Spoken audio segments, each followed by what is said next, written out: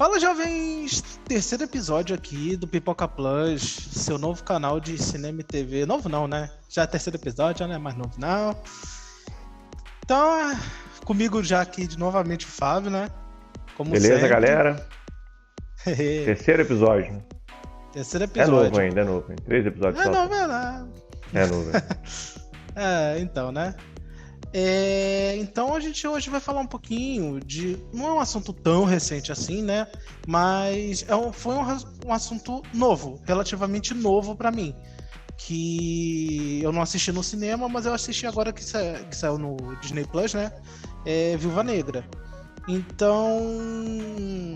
Eu realmente achei necessário a gente fazer um cast não, né? Um vídeo sobre isso, né? Porque, cara, tem muita coisa pra falar desse filme. É verdade. Fábio, você viu no cinema, né? Vi, Mas aí agora tive que rever. Tive que rever porque admito a você que não... Pra minha surpresa, não foi um filme tão memorável assim, sabe? Eu assisti em julho, no cinema, no comecinho de julho, foi quando saiu. Acho que foi na quinta-feira. Na mesma quinta-feira eu consegui ver no cinema.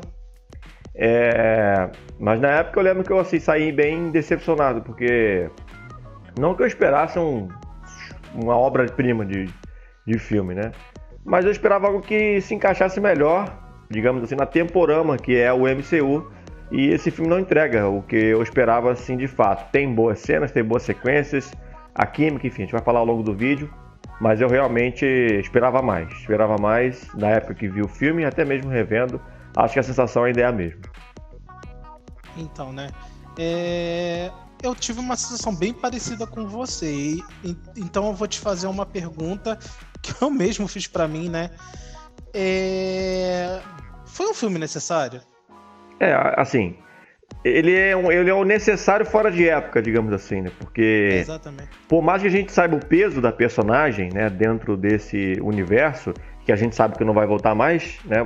Não sei se você tinha no roteiro em mente falar sobre o processo da Scarlett Johansson, ou seja, não vai voltar mais a trabalhar com a Marvel, enfim, muito em virtude da maneira como a qual o filme foi dissipado, né, no Disney Plus, junto com o cinema, né, Disney Plus com pagamento a mais, que no pensamento que é natural da artista, ela se sentiu prejudicada, porque a bilheteria foi bem menor, né, foi mais diminuta do que deveria ter sido, justamente por conta não só da pandemia, mas na observação da atriz e dos seus advogados, que foi por conta do lançamento simultâneo no streaming, né?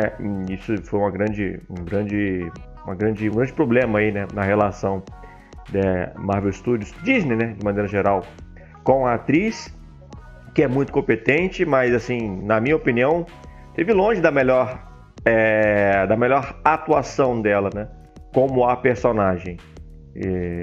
Eu não sei, a gente pode situar muito, né, Vitor, porque a gente pode falar que é um filme que ele se encaixa no MCU, mas ele entra meio que fora de hora, né? A gente vive no hype de Vingadores, Guerra Infinita, Vingadores Ultimato, aí veio esse vão por conta da pandemia, os filmes voltaram só nesse ano, né? Assim como as séries do Disney Plus, enfim, como os itens do universo Marvel, a gente já teve aí o Shang-Chi, que até falei aqui anteriormente, e pra mim foi muito melhor do que Viúva Negra, o que é surpreendente, porque ninguém conhece Shang-Chi, né?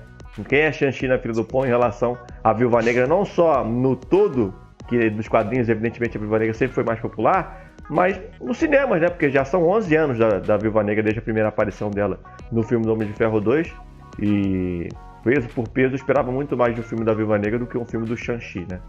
Mas infelizmente não foi o que aconteceu. Eu vou deixar Shang-Chi pra lá, porque eu sei que você ainda não assistiu o filme. Mas, assim, longe de ser o que eu esperava de um filme da Viúva Negra, apesar de eu não achar ruim, sabe? Eu achei um bom filme, mas só bom pra mim, Marvel Studios atualmente, né? Que deixa a gente naquele hype do caramba, é muito pouco. Então, só complementando o que você mencionou assim por alto, ele era um filme para ter lançado no passado, né? A gente tá em Exatamente. 2021, ele era para ter lançado em 2020. Exatamente. Então isso tudo já prejudicou muitos lançamentos da Marvel esse ano, muito atropeladas as datas. Então isso também prejudicou um filme assim que poderia ser melhor, também na minha opinião. Como você falou, é um filme fora de época. Se eles tivessem feito esse filme depois de Guerra Civil, ou até mesmo depois de Guerra Infinita, como foi o Homem-Formiga e Vespa, isso. Capitã Marvel. Eu até Capitã Marvel, isso. Eu até aceitaria. Agora, depois de Guerra Infinita, que a personagem já morreu, sério, tirou todo o hype.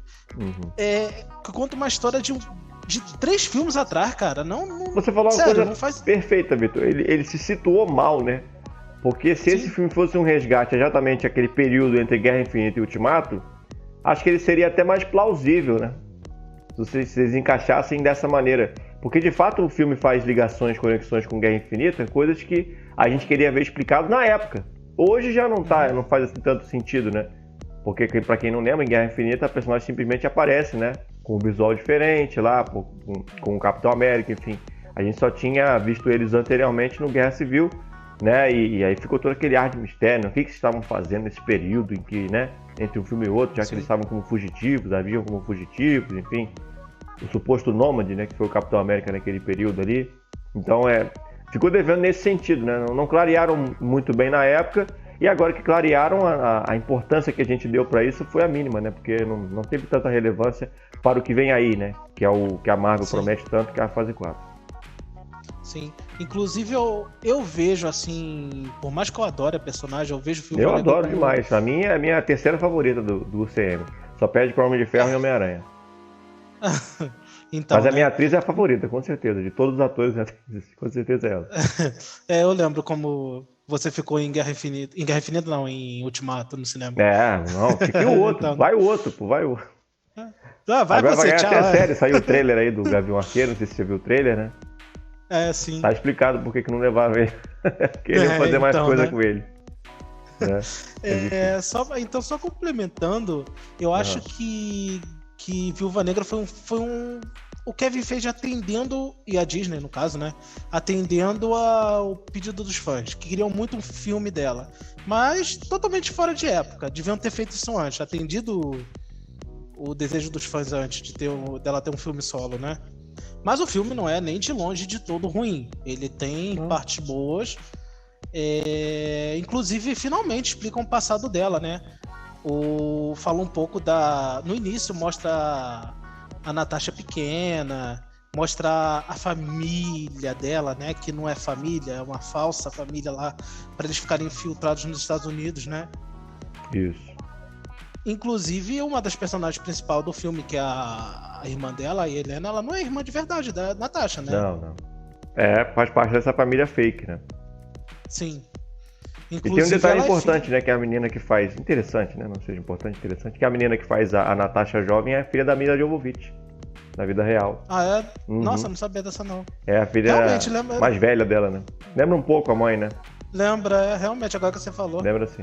Realmente, então, né?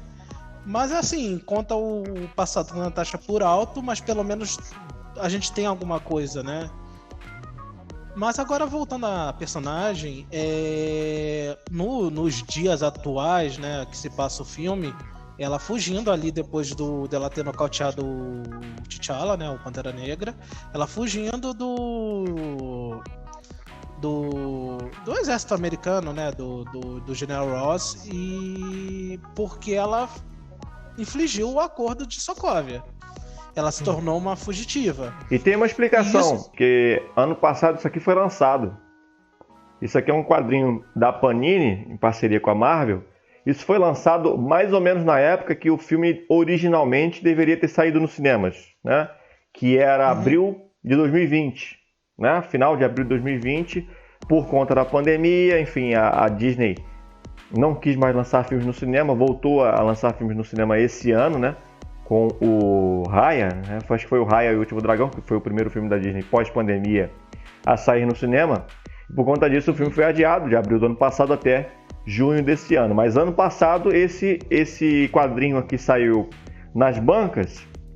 É um quadrinho lançado, inclusive, pela Panini, em 2020. Marvel, eu comprei no ano passado, nas idas e vindas aí, né? Fui lá em Benfica e encontrei isso aqui numa banca de jornal. E aí você falava em relação a ela ser fugitiva, né, em Guerra Civil. Esse quadrinho aqui, ele é um prequel de Viúva Negra e ele explica, com cenas dos filmes, mais ou menos aliás, uma arte bem bonita. Sim. Mais ou menos o motivo de ela ter sido procurada, né? Aqui mostra ao personagem do General Thunderbolt, né? E junto dele a vereadora, que inclusive foi feito pela Jenny Agutter, mas eu não lembro direito, que apareceu em Soldado Invernal. Que inclusive a Natasha se disfarça dela em Soldado Invernal, e agora realmente eu não vou lembrar ao certo, mas é a personagem que inclusive aparece aqui naquela cena de Soldado Invernal. Quando sim, a Natasha aparece com a expressão facial dela, né? Como se estivesse usando a tecnologia dela. Deixa eu ver se eu consigo aqui naquela. Que era uma máscara digital. A tecnologia que ela usa novamente nesse filme. Perfeito, exatamente. Então tem aqui todo o motivo de o Thunderbolt estar atrás, né?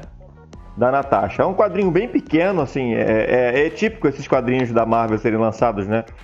Que eles trazem, tipo, cenas dos filmes e tal. Mas eu achei interessante colocar isso aqui, esse conteúdo no vídeo, porque, independente de ser ou não, ele, pelo menos segundo a Marvel, esse tipo de material ele é canônico ao filme, né? Então ele foi lançado, eu estava até dando uma relida aqui, ó, vários momentos da Natasha aqui, o treinamento, né? Vários momentos dela nos filmes é dito e colocado nesse quadrinho. E aqui é exatamente uma conversa dessa vereadora, justamente, né? A primeira aparição dela em Homem de Ferro 2. É justamente a vereadora conversando com o Thunderbolt, porque ela se pergunta, né? Por que ela é tão importante persegui-la, né? Peraí, deixa eu ver se eu consigo aqui direitinho. Por que é tão importante prender, né, a Natasha? De fato, são várias e várias referências aos filmes. Basicamente, todas as participações da personagem em filmes estão aqui, né? Aqui, Era de Ultron, né? O negócio do... Peraí, deixa eu ver aqui, com o Hulk. Basicamente as cenas mais importantes dela nos filmes, que eu achei até legal, deles terem colocado aqui, né? Ela, Soldado Invernal, e Era de Ultron, enfim, várias cenas de Era de Ultron, Guerra Civil, né? Ela brigando ao lado do Homem de Ferro, a cena, né? Com a Feiticeira Escarlate, né? Da explosão em Lagos, né? Na Nigéria. E é basicamente um texto inteiro da vereadora se negando a dar o endereço da Natasha, né? Onde ela supostamente estaria e não querendo ajudar nas investigações. Eu acho que é a partir daqui que se parte a cena inicial. Não digo cena inicial, digo a cena após Guerra Civil, né? Que se dá ali, de tanta perseguição, acabam encontrando ela e, enfim, ela foge facilmente dessa situação. Aliás, isso várias vezes do filme, muita gente até tem raiva, né? De como ela consegue fugir fácil, né? Da investigação, né? Ela teve esse tempo todo, né? Caminhando, passando ali na obscuridade. Quando é encontrada, ela consegue fugir com facilidade. Inclusive, vai até o meu grande problema com o filme, que é a cena final, que eu acho que você também deve ter um certo problema com ela, de como ela se livra muito fácil das garras do Thunderbolt e o que aparentemente é o governo dos Estados Unidos, né? Sim, inclusive ela nem mostram como ela foge, né? Não mostram. Então, isso aí realmente foi a parte que eu ouvi de feedback que mais frustra a galera. Mas voltando ao passado da Natasha, mais uma vez eles voltam e finalmente eles explicam o que aconteceu em Budapeste, né? Sim. Não esclareceram São Paulo, né? Que é uma grande frustração. Que é uma fala do Loki. São Paulo. O que aconteceu em São Paulo? Falta mais um filme. Né? Chega. Ai. Mas aí, tipo, eles explicam o que acontece em Budapeste, né? Que foi quando ela desmantela a Sala Vermelha. Então foi algo de mais importante que aconteceu ali, e foi quando ela entrou efetivamente na SHIELD, né? Com a ajuda do próprio Budapeste. Não, como um teste. Ah, sim. Então, né? O Gavião Arqueiro ele não aparece, mas ele é mencionado várias vezes. Inclusive tem a voz dele, né? Do próprio Jeremy Renner. Um dos outros pontos centrais do filme é a relação dela, né, com a família, com a falsa família que marcou pro resto da vida dela, né? Que é com a irmã Helena, o pai dela, que era ele é a versão russa, né, do Capitão América, que é o Guardião Vermelho. Inclusive, foi um dos pontos altos do filme, pra mim, foi a interpretação do David Harbour. Ah, ele é muito bom, né? Ele é um puta de um ator, ainda bem ele faz assim, duas versões do mesmo personagem, né? Que se você for comparar, né, a versão do começo do filme e a versão mais velha, depois dos anos de prisão, né, é bem diferente uma da outra, né, em personalidade. Isso, um ator, assim, conseguiu imprimir em ambos os aspectos. Muito bacana o trabalho dele no filme, sem dúvida.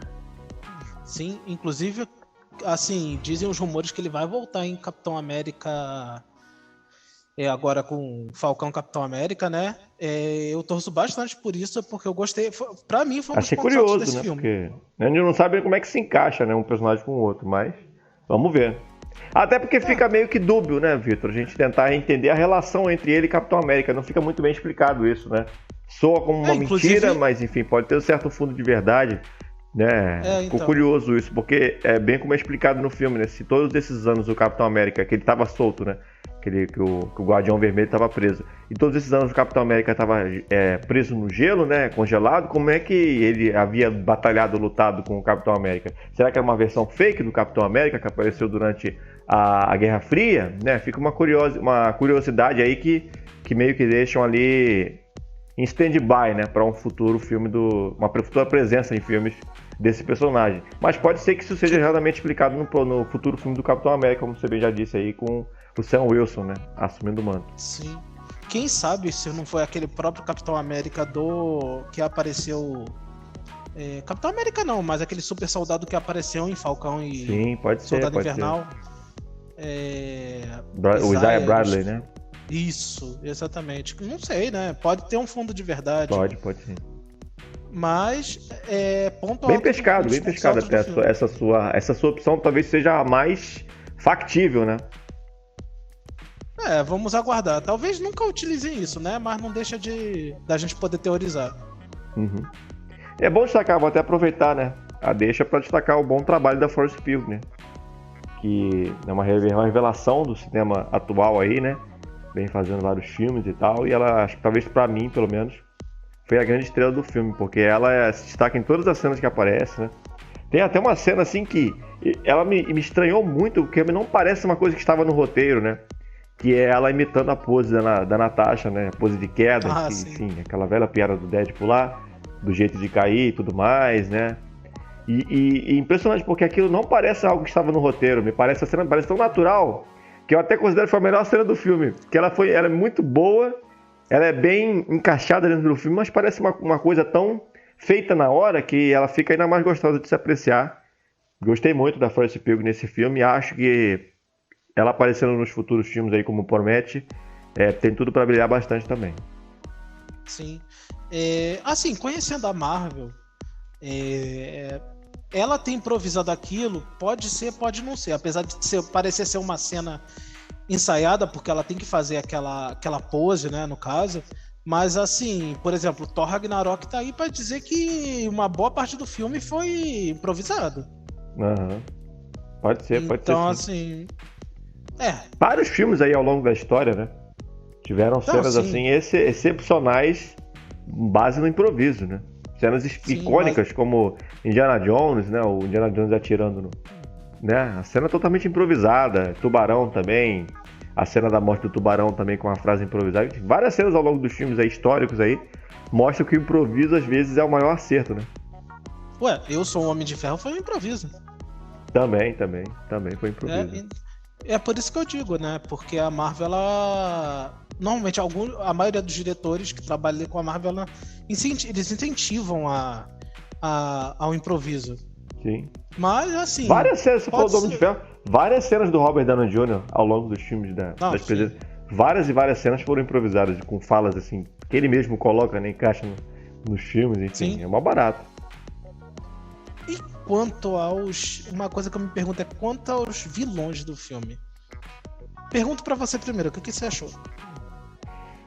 Distante, assim, disparado os mais fracos, né? E talvez o maior problema do filme, se você for parar pra... Depois da falta de time, né? Do filme ter se encaixado no calendário, mas isso, enfim, não é um problema do filme de fato, né? O filme ele podia ter sido lançado em qualquer momento, né? É mais uma coisa nossa. Mas assim, o maior problema do filme realmente é o vilão. É um vilão, assim, que a gente vê... Ele é o pior vilão, né? Que é aquele vilão que a gente só vê no trecho final do filme, né? Esse é o pior vilão possível. Porque o vilão, pra ser bom, ele tem que ser, desde o início, né?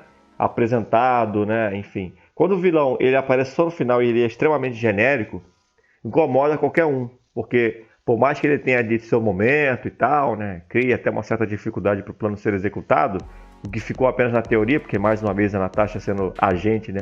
Meio que engana também o público, né? Durante boa parte da cena com o vilão. Mostra mais um vilão descartável, enfim. Como é o nome do vilão mesmo? É o Dreykov. Dreykov, Você falou no começo, eu esqueci. Você vê, é um negócio tão esquecível, né? Que eu tinha até esquecido o nome do vilão. Sim. O plot twist do Taskmaster talvez seja a única coisa que valide esse vilão, porque de resto... Então, porque você falando do Taskmaster, né, que é o treinador em português... Treinador, perfeito. É que nem eu falei prequel, né? Eu tava falando prelúdio. É que a gente gosta de usar os termos em inglês. Então, né, mas...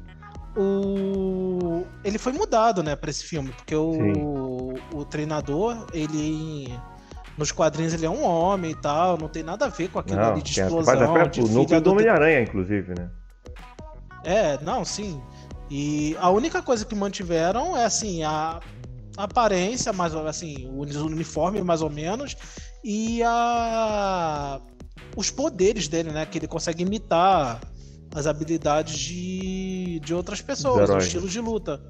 Inclusive, no filme ele usa do Gavião Arqueiro, do Capitão América, e por aí vai, mas mudaram totalmente o personagem pro filme. Eles usaram isso em favor do filme, né? Em favor do plot twist e tal.